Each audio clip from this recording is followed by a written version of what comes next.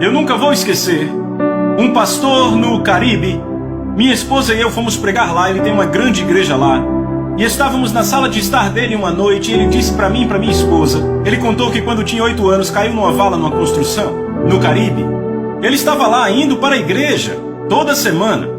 E a vala estava cheia de água porque estava na época da chuva, ele se afogou e morreu. Ouçam, por 45 minutos. Ele disse, John e Lisa, eu deixei meu corpo como o meu pé deixa um sapato, com todos os sentidos intactos.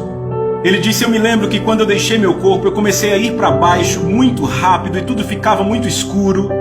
Ele disse, as trevas eram tão espessas. Ele disse que se eu fizesse assim, eu não via minha mão. A escuridão era tão espessa que parecia que eu vestia ela. E ele disse, quanto mais eu caía, ele disse, pior o medo ficava. E naquele momento eu percebi que não havia nada pior do que aquele medo que eu sentia. Ele disse, mas ficou pior. A cada movimento para baixo, ficava pior e pior. Ele disse, não temos medo para descrever aquele tipo de medo. Ele disse, não há um tipo de medo. E ele disse, eu ficava gritando, porque eu estou indo por esse caminho, eu vou para a igreja. Ele disse, eu sabia exatamente aonde estava indo. 8 anos de idade, ok?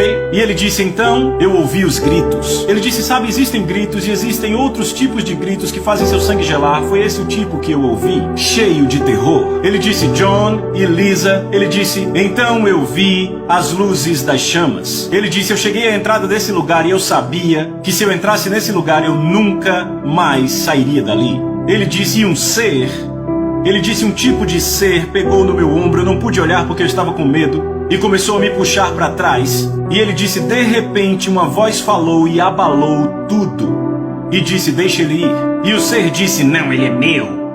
E a voz disse, deixa ele ir, ele é meu. E ele disse, aquela coisa, aquele ser me deixou ir, eu comecei a subir.